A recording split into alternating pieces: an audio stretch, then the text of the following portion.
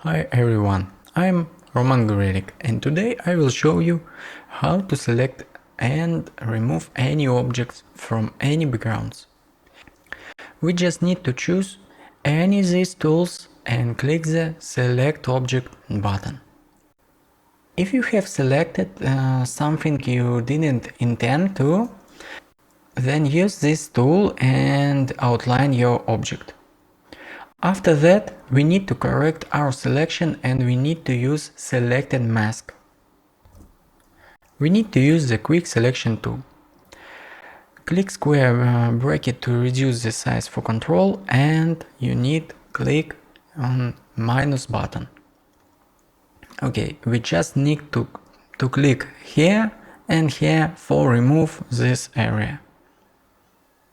Okay, yes, I like this. We can change the mode and check on different colored backgrounds. If you have a glowing outline, we can use this parameter, the containment colors, and we remove this glow. Then select new layers with the layer mask and just click OK. Create a solid color to check, middle gray, and it's done. Perfect!